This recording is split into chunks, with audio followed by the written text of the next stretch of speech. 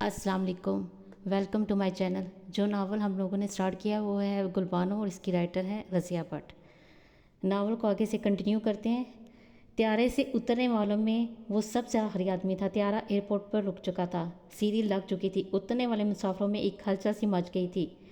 चेहरों पे खुशी का तासर था। कोई मुद्दतों बिछड़े हुओं को मिलने वाला था, कोई ज़मीन वतन की कदम बोसी के लिए बेताब, कोई ज़रूरतों का मारा वतन पहुंचकर खुशियों मसरत के लम्हों में अपनी परेशानियों को डुबो रहा था। फरजाद ने एक नज़र सब पे डाली और फिर फर्दन फर्दन हर एक का जायज़ा लिया। मजमूई ताज़ा खुशी और सुकून का था। सब त्यारे से उतरने को बेताब से नजर आ रहे थे। वो इनके चेहरों से इनगनत कहानियां तराश रहा था। हर फर्द एक पूरी दास्तानी तो होता है, खुशियों गमों और मायूसियों उम्मीदों का मजमूआ। कहानी के यही तो नासिर होते हैं। वो खुद भी तो एक दास्तान था, दास्तान जो मुकम्मल हो चुकी थी, जिसे गुलबानो की मौत ने तकमील को पहुंचा दिया था। 20 बरस तक वो एक अधूरी कहानी था। बराबर में बैठी फरबा औरत अपना बैग झुलाते त्यारे से बाहर आने को उठ चुकी थी। यूं ही इसकी नज़र पड़ी। फरजाद बड़े पुरस्कून अंदाज में बैठा था। आपने यहाँ नहीं उतरना? वो मुड़ किसने देखने लगी। ज़रूरत न। फरजाद ने गहरी सांस ली। बड़े इत्मीनान से बैठे हैं पीछे से छोटे वाले नौजवान ने मुस्कुरा कर कहा। 20 बरस बाद आए हैं मोहतरम, इनकी बेताबी तो काबिल दीद होना चाहिए थे। खातून ने हैरत भरी मुस्कान से इसे देखा। वो फीकी सी हंसी लबों में दबाए उठ खड़ा हुआ। एक थकन आलूद इंगराई ली। वाकई इसकी बेताबी दीद के काबिल होनी चाहिए थी, लेकिन वो तो पत्थर का बुत था। शायद कोई खुशी, कोई तजस्सुस इसके चेहरे से ज़ाहिर ना हो पा रहा था। हाँ, किसी हद तक पछतावे की झलक इसकी आंखों में ज़रूर थी। वो चुपचाप सोच रहा था कि वो क्यों वापस आ गया है। कौन सी कशिश थी जिसने इसे लौटने पर मजबूर किया? कौन से बंधन थे जो उसे यूं मुद्दतों बाद यहाँ खींच लाए? अपने जज्बात का पूरी ईमानदारी से तजिया करने के बावजूद इसे अपना आप खटक रहा था। अपना वजूद ख्वामखा का बोझ लग रहा था। अपनी शख्सियत बेकार सी नजर आ रही थी। गुलबानो मर चुकी थी। वही कशिश थी, वही बंधन। लेकिन अब तो मौत ने इस कशिश को तोड़ दिया था, बंधन को काट दिया था। इस कशिश और बंधन का इसने उम्र भर इतराफ़ न करने का हेला किया था। अपने आप से छुपता फिर रहा था। बरसों गुमनामी की ज़िंदगी बसर की थी। अब गुल मर चुकी थी और वो वापस लौट आया था। जब वो जिंदा थी तो इसकी कुर्बत से दूर भाग गया था। उफ, इसने अज़ियत के साथ से आंखें मीच लीं। 20 बरस तक वो फितर से लड़ता रहा था। अपने आप से बड़ी सच्चाई और सफाई से झूठ बोलता रहा था। सोचों में डूबा वो त्यारे से बाहर आ गया। खातून ने दूर ही इसे अपनी अजीज़ों को देख लिया था। वो इसे खुदाफिज कहकर जल्दी जल्दी सीनियाँ उतर गई। इसकी बेताबी फरजार के लबों की मुस्कुराहट बन गई। अक्सर मुसाफिरों के इस्तकबाल के लिए लोग आए हुए थे। दूर ही इसे हाथ हिला रहे थे, खुशी से पुकार रहे थे, चेहरे मुसर्रह तमतमा रहे थे। मुसाफिरों और इस्तकबाल करने वालों के दरमियान से इंतज़ार के तवील लम्हे ख़त्म हो चुके थे। अब चंद घड़ियाँ थी, लेकिन ये इंतज़ार की शिद्दत की इंतहा थी। फरजाद ने आखिरी सीढ़ी पर खड़े होकर गिरदोपेश पर निगाह डाली। 20 सालों में हवाई अड्डे के ज़मीन आसमान बदल चुके थे। कई कटहरे नए बन गए थे, दीवारें उठाई थीं, बिल्डिंगें बन गई थीं, हॉल नया था, लॉन्च नहीं थे। वो ऐसा ऐसा चलता जा रहा था। इसके इस्तकबाल के लिए कोई नहीं आया था। आता भी कौन? इसने कौन सा किसी को इतला दे रखी थी? इसने तो आसिफ तक को मतलाना किया था। और इसीलिए वेटिंग हॉल में रुककर वो सोच रहा था कि इसे सीधे हवेली जाना चाहिए या किसी होटल में काम करना बेहतर होगा। इसने होटल में जाना ही बेहतर समझा। वहाँ रुक कर कुछ देर आराम करके कुछ सोच समझ कर हवेली जाना बेहतर था। हवाई अड्डे की रस्मी कार्रवाई से छुटकारा मिलते ही वह बाहर निकला। टैक्सी ली, उसे शहर के बेहतरीन होटल में ले जाने का कहकर अपना सूटकेस, बैग और ब्रीफकेस रखा। होटल के आरामदेह कमरे में पहुंचकर इसने सुकून का गहरा सांस लिया। एयर कंडीशन कमरा बैरूनी तपश के मुकाबले में बेहद ठंडा लग रहा था। इसने चीज़ें जगह जगह ठीक करके रखी, दूसरे कपड़े निकाले और गुस्सा खाने में चला गया। सोचों ने इसका दिमाग थका दिया था। ये थकान इसके वजूद पर भी छा रही थी। नाजने से कुछ सुकून मिला। बाहर निकला तो बेरा चाय ले आया था। इसने इत्मीनान से चाय पी। ताज़ा दम होकर वो खिड़की के करीब खड़ा हो गया। पर्दा हटाकर वो काफ़ी देर बाद देखता रहा। अपना देश, अपने लोग, अपनी सड़कें, अपनी चीज़ें, इससे कोई भी चीज़ तो अजनबी ना लग रही थी। कोई शय भी तो गैर मानूस ना थी। 20 साल दूर रहने के बावजूद हर चीज़ से कुर्बत का एहसास हो रहा था और ये एहसास यकीनन खुशगवार था। दोपहर ढल रही थी। वो 1 घंटे की नींद निकाल कर उठा। अब वो पुरसकून और ताज़ा दम था। वो हवेली जाने के लिए तैयार होने लगा। इसने अपना बेहतरीन समर सूट पहना। टाई की गिरा लगाते हुए इसने अपने चेहरे को देखा। इसे एक लाशूरी सा धचका लगा। 20 सालों ने इसके चेहरे पर अपने कदमों के निशान छोड़े थे। इसके बालों में कहीं कहीं सफ़ेद तार चमक रहे थे। इसकी पेशानी पर चंद सिलवटें थीं। इसका गोश्त गालों के करीब ज़रा बोझल नजर आ रहा था। इसे याद आ रहा था कि 20 बरस पहले जब वो 24-25 साल ना नौजवान था तो किस कदर खूबसूरत था। इसका तना हुआ जिस्म, इसकी खिली हुई गंदमी रंगत, इसकी झील की गहराइयाँ लिए खूबसूरत आंखें, इसके स्याह चमकीले बाल, सितवानाक जज्बाती होंठ। आईने में वो 20 बरस पीछे लौटकर अपने आप को देख रहा था। بہت سی یادیں آنکھوں میں سمٹ آئیں، وہ گھبرا گیا، یہ یادیں وہ یاد نہیں کرنا چاہتا تھا، وہ آئینے کے سامنے سے ہٹ گیا۔ اب اس کی عمر 45 کے لگ بھگ تھی، وہ برا نہیں تھا، اس کی رنگت بھی نہیں دھندلائی تھی، آنکھوں میں سوچ اور افکار کے گھلونے اور حسن بھر دیا تھا، جس میں جوانی والا تناؤ نہ سی لیکن جھکاؤ بھی نہیں تھا۔ وہ بصورت نہیں ہوا تھا، بلکہ اس کی گوری دوستوں کا تو مشترکہ فیصلہ تھا کہ وہ انتہائی حسین مرد ہے۔ ناسمجھ اور کھلنڈرے لڑکوں کے مقابلے میں پختہ عمر مرد ان لڑکیوں کو زیادہ مرغوب ہیں۔ مس لنڈا کے اپنے بارے میں ریمارکس یاد کر کے وہ مسکرانے لگا۔ کمرے کو لاک کر کے وہ لفٹ کے ذریعے نیچے آ گیا اور ہوٹل سے باہر نکل کر پیدل چلنے لگا۔ یہ راستے مانوس تھے، یہ راہیں جانی پہچانی تھی۔ حویلی شہر سے 6 میل دور تھی، ٹیکسی کے بغیر وہ وہاں نہیں جا سکتا تھا، پھر بھی وہ کتنی ہی دیر پیدل چلتا رہا۔ وطن کی مٹی سے شاید براہ راست مس ہونے کی خواہش تھی۔ پھر اس نے ٹیکسی لے لی، سارا راستہ وہ باہر دیکھتا رہا۔ بہت کچھ بدل گیا تھا، کئی چیزیں پرانی تھیں، سڑکوں کے دور رویہ استاد درخت وہی تھے، وہ ان درختوں کو جانتا پہچانتا تھا، ان درختوں کے عقب میں کئی عمارتیں نئی ابھر آئی تھیں۔ ٹیکسی حویلی کی طرف جانے والی سڑک پر ہول لی، فرجاد کا دل اچھلنے لگا، جب دور سے اس کو حویلی کو دکھائی دی تو اس کی آنکھوں میں نمی سی آ گئی، اسے یوں لگا جیسے حویلی نہیں، اماں بھی اپنے ہاتھ پھیلائے اس کے والہانہ استقبال کو کھڑی ہیں۔ اماں بھی کا نورانی چہرہ اس کی نگاہوں میں گھوم گیا، اور پھر اس کے چہرے کے تعاقب میں کئی چہرے نگاہوں میں آنے لگے، وہ نامناک نگاہوں سے ان کو دیکھنے لگا۔ ٹیکسی رک گئی۔ باہر اترنا صاحب یا اندر لے چلوں؟ ڈرائیور نے گردن موڑ کر اس سے پوچھا۔ اندر، اس نے صرف ایک لفظ کہا، لیکن اس لفظ کی ادائیگی کا شانہ پن اور دبدبا ڈرائیور نے محسوس کیا۔ غور سے اسے دیکھا اور گاڑی اندر لے گیا۔ فرجاد کے جذبات اتھل پتھل ہو رہے تھے۔ اپنا گھر، اسے پتہ نہ چل رہا تھا کیا ہو رہا ہے۔ ٹیکسی سے اتر کے اس نے کرایہ ادا کیا، ٹیکسی چلے گی، اور وہ نگاہوں سے ایک شے کو سجدے کرنے لگا۔ حویلی پر بھی 20 سال اپنے قدموں کے نشان چھوڑ گئے تھے، اس پر بھی وہ چمک دمک نہ تھی جو شباب کا حادثہ ہوتی ہے، وہ رونق، وہ گہما گہمی، وہ ہلچل، کچھ بھی نہ تھا۔ اسے تو کوئی انسان بھی نظر نہ آیا، حالانکہ حویلی کے اندر باہر انسان ہی انسان نظر آیا کرتے تھے۔ صدر دروازہ تو خالی ہونے کا سوال ہی نہ تھا، لیکن اب یہ خالی سونا سونا ماحول دیکھ کر اسے اپنا ویران دل کا خیال آیا۔ ویرانی کہیں بھی ہو دلاویز ہی ہوتی ہے، کئی وہمیں، کئی وسوسے اس کے دل میں جاگ اٹھے۔ گل مر چکی تھی، کیا خبر آصف بھی، لیکن اس نے اپنا سر زور سے جھٹک دیا۔ ایسی بات ہوتی تو گل کے مرنے کی خبر دینے والا یہ خبر بھی سنانے میں تعامل نہ کرتا۔ اس نے چاروں طرف نظر دوڑائی، پچھلے حصے میں کچھ بچے کھیلتے نظر آئے تو اس نے قدرے سکون کا سانس لیا۔ پھر اس نے دائیں ہاتھ کی آریوں میں جھکے انسان کو بھی دیکھا، اور وہ ذرا اطمینان سے قدم آگے بڑھاتے ہوئے برآمدی کی طرف بڑھ گیا۔ لمبا چوڑا برآمدہ چمک رہا تھا، اس میں کھلنے والے متعدد دروازوں کھڑکیوں کے چمکتے رنگ و رنگ بتا رہے تھے کہ یہ حصہ خیر آباد نہیں۔ کچھ چیزیں پرانی تھیں، اپنے پرانے پن ہی کی وجہ سے نظروں میں اتر رہی تھیں، کچھ نئی تھیں جن کا نیا پن ذوق نظر کی تسکین تھا۔ وہ ابھی بڑے دروازے کی طرف بڑھ ہی رہا تھا کہ دائیں ہاتھ کا دروازہ کھلا، اور فرجاد جیسے سکتے میں آ گیا۔ گلبانو بے اختیار اس کے ہونٹوں سے پھسل گیا، اس کی آنکھیں پھٹ جانے کی حد تک کھل گئی، اور ایک سیکنڈ کے 1000ویں حصے میں کئی سوچیں اس کے ذہن کو داغ گئیں۔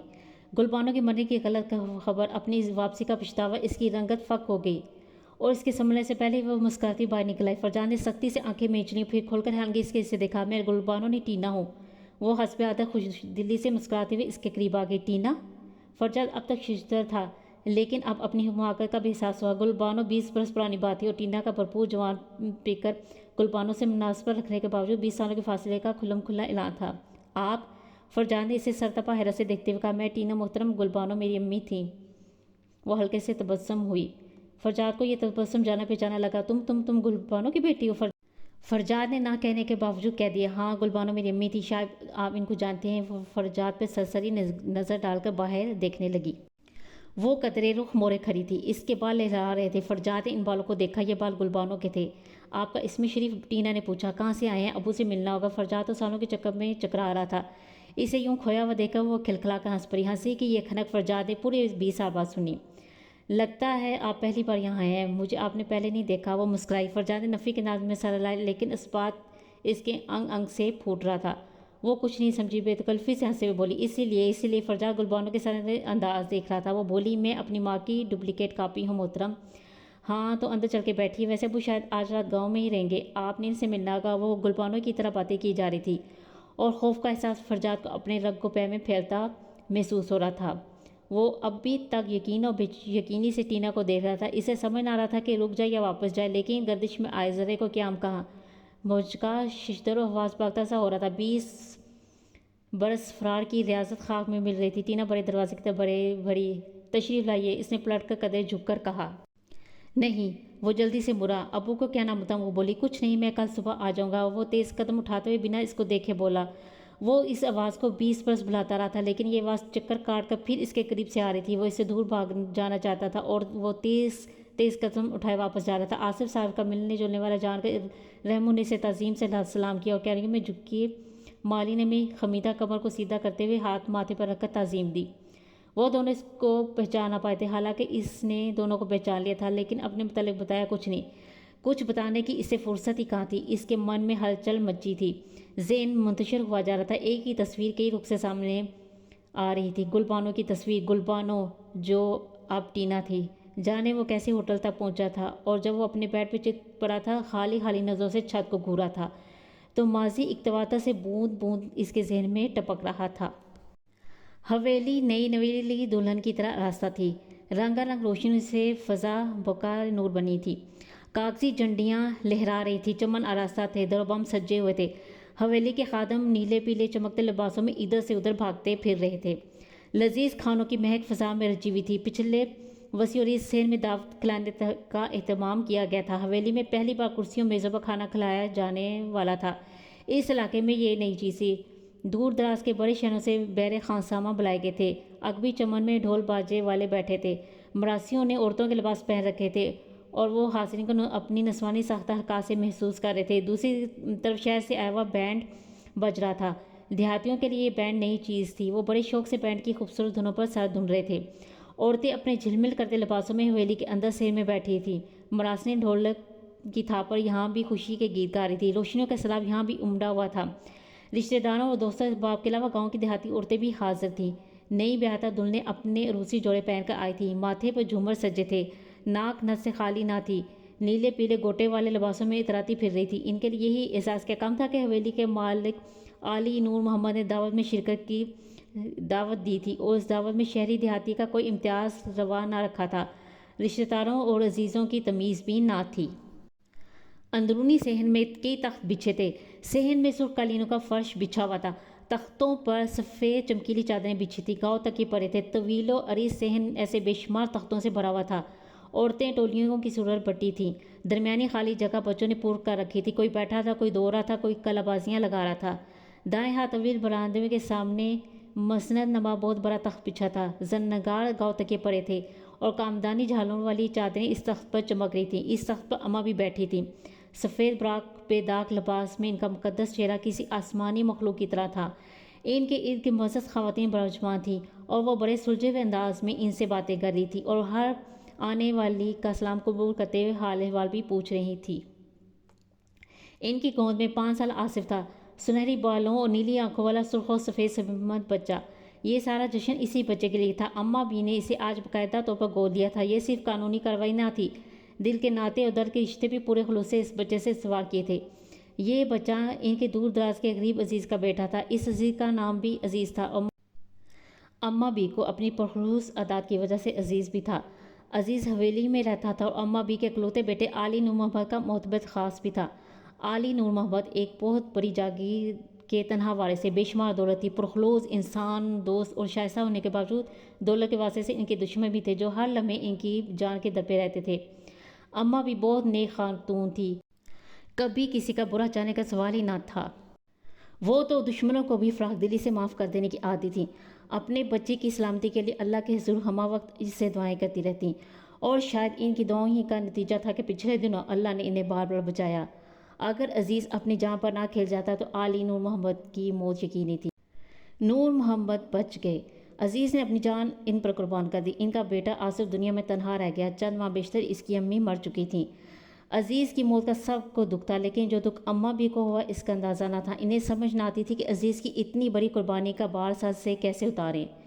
انہوں نے عزیز کے نام پر غربا میں کھانا تقسیم کیا، محتاج خانوں میں اس کے ایصال ثواب کے لیے 1000 روپے دیے، گاؤں کی مسجد پکی کروائی، لیکن اس کی موت کا صدمہ کسی طور پر کم نہ ہوا تھا۔ بالآخر انہوں نے آصف کو گود لینے کا فیصلہ کیا، اپنی ذاتی جائیداد میں سے اسے اپنا قانونی وارث بنایا، اور اس کی پرورش کا ذمہ اپنے کندھوں پر اسی طرح اٹھایا جس طرح فرجاد کا۔ فرجاد کی اماں بھی ناطے کے اعتبار سے دادی تھیں، لیکن اس نے ہمیشہ اماں بھی کو ماں کے روپ میں دیکھا، ماں جو ملٹن کے الفاظ میں آسمان کا بہترین اور آخری تحفہ ہے۔ اماں جی فرجاد کے لیے دنیا کی حسین ترین شے تھی۔ اپنی اماں کو اس نے دیکھا تک نہ تھا، اس کے پیدا ہوتے ہی شاید اللہ کو پیاری ہو چکی تھی۔ اماں بھی اس کے لیے بہت کچھ تھی، سب کچھ تھی۔ جشن میں وہ بھی شاہانہ لباس پہنے بچوں کے ساتھ کھیل رہا تھا۔ 4 سال کا تھا، سیاہ آنکھوں والا خوبصورت شہزادہ تھا، اپنے مرتبے اور خوبصورتی کے لحاظ سے آرنکات آ رہا تھا، چاروں اور پیار ہی پیار تھا۔ وہ سین میں بچھے قالینوں پر دیہاتی اور شہری بچوں کے ساتھ کھیل رہا تھا۔ اس کی آیا نگہداشت کے لیے ساتھ ساتھ تھی۔ اچانک فرجاد کی نظر مسند پر پڑی۔ اماں بھی کے پہلو میں نیم دراز آصف تھا اور اماں بھی اسے پیار کر رہی تھی۔ سنہری اچکن کمخاب کی ٹوپی، چوڑی دار پاجامہ پہنے وہ بھی کسی شہزادے کا روپ دھارے تھا۔ فرجاد کو اس کے لباس سے متاثر کیا، نہ ہی اسے اس عمر میں اس بات کی تمیز سے کہ اس طرح کی شاہانہ لباس پہننے والا کوئی دوسرا نہیں ہونا چاہیے۔ اسے تو ذہنی دھچکا اس بات سے لگا کہ اس کی اماں بھی کی گود میں کوئی دوسرا باجماں تھا۔ اماں بھی اسے پیار کر رہی تھیں۔ فرجاد نے آؤ دیکھا نہ تاؤ بچوں کی فوج ظفر موج کو وہیں چھوڑ کر تیر کی سی تیزی سے مسند کی طرف گیا۔ 3 فٹ اونچی مسند پر وہ بلا تردد کود کر چڑھا اور بغیر کسی نوٹس کے آصف پر جھپٹ پڑا۔ اماں بی کے کچھ جاننے سمجھنے اور دیگر خواتین کے سوچنے سے پہلے اس نے آصف کو اماں بی کی گود سے کھینچ لیا تھا اور اپنے دانت آصف کی کلائی میں پوری قوت سے گاڑ دیے تھے۔ اللہ کتنی مشکل سے آصف کی شیروانی اس کی گرفت سے چھڑائی گئی تھی۔ اس کے پھنکارتے غصے کو کم کرنے کے لیے اماں بی کو کیا کیا جتن کرنے پڑے تھے۔ آصف سہم گیا تھا، درد کی اذیت سے بلبلا کر رونے لگا تھا۔ پاس بیٹھی خاتون نے اسے گود میں بھر کر پیار کر لیا۔ فرجاد خشمگین نگاہوں سے اس عورت کو دیکھنے لگا۔ وہ آصف پر پل پڑنے کو مچلنے لگا۔ نہ بچے، اماں بھی مجسمِ شفقت تھیں۔ آصف تمہارا بھائی ہے، نہیں ہے، وہ غصے سے پھنکارا۔ ارد گرد بیٹھی عورتیں مسکرانے لگی۔ ایسے نہیں کہتے، اماں بھی سنجیدگی سے بولی۔ آصف تمہارا بھائی ہے بیٹے، فرجاد نے ضد سے انکار کیا۔ کہنا نہیں مانو گے، اماں بھی مخصوص انداز میں بولی۔ میں چلی جاؤں گی کہیں، فرجاد ڈر گیا۔ وہ جب بھی زیادہ ضد کرتا تھا اماں بھی سپاٹ چہرے سے صرف اتنا ہی کہا کرتی۔ وہ ڈر جاتا اور بلا چونچرا حکم مان لیتا، اٹھو آصف کو ادھر لاؤ۔ اماں بھی کا حکم تھا۔ وہ دبے دبے ہنسنے مسکرانے والی عورتوں کو انہوں نے آنکھ کے اشارے سے چپ رہنے کو کہا۔ جاؤ شاباش، بھائی کا ہاتھ پکڑ کے ادھر لاؤ، اماں بی نے اسی انداز میں کہا۔ فرجاد بے حس و حرکت کھڑا رہا۔ چلے جاؤں میں، اماں بی نے اٹھنے کی حرکت کی۔ فرجاد ان کے گلے میں باہیں ڈال کر ان سے لپٹ گیا۔ میرا کہنا مانو گے تو پھر نہیں جاؤں گی، چھوڑ دو مجھے، پہلے آصف بھائی کو ادھر لاؤ۔ وہ چند لمحے آصف کو دیکھتا رہا، ایک طرف اماں بی کا پیار، دوسری طرف آصف کی نفرت۔ بچہ ہی تو تھا، تذبذب میں رہا۔ میں جا رہی ہوں، اماں بھی اٹھنے کو ہوئی۔ فرجاد بھاگ کر آصف سے لپٹ گیا، پھر دونوں اماں بی کی گوش میں تھے، فرجاد اور دوسری طرف آصف۔ اماں بھی باری باری دونوں کو پیار کر رہی تھی۔ تم دونوں بھائی ہو، آصف بڑا ہے، فرجاد تم چھوٹے ہو، ہمیشہ آصف کی بات مانو گے، وہی کرو گے جو وہ کہے گا، اور آصف تم فرجاد سے ہمیشہ محبت سے پیش آنا۔ اماں بھی نصیحتیں کرتی رہیں۔ فرجاد کا ذہن انہیں قبول کرتا گیا، محض اس لیے کہ یہ نصیحتیں اماں بھی کر رہی تھی، ورنہ وہ سمجھ تھوڑا ہی رہا تھا۔ اور اماں بی کی گود میں بیٹھا آصف اسے اچھا تھوڑا ہی لگنے لگا تھا۔ آصف قدرے سمجھدار تھا، لیکن فرجاد سے ڈر رہا تھا، سہما ہوا بیٹھا تھا۔ فرجاد کی غضیلی نگاہوں سے اس کا ننھا سا وجود کام جاتا۔ اماں بی نے کھانا بھی کھٹے کھلائے، ایک ہی پلیٹ دونوں کے سامنے رکھ دی۔ محبت بڑھانے کے یہ پرانے اور آزمودہ اصول تھے۔ اماں بی نے اسی دن سے ان کی تربیت اپنے اصولوں کے مطابق شروع کر دی۔ آج کی ویڈیو میں اتنا ہی، باقی نیکسٹ سٹوری نیکسٹ ویڈیو میں۔ آپ لوگوں سے میری ریکویسٹ ہے، میرے چینل کو سبسکرائب کریں اور ویڈیو کو لائک اور شیئر ضرور کریں۔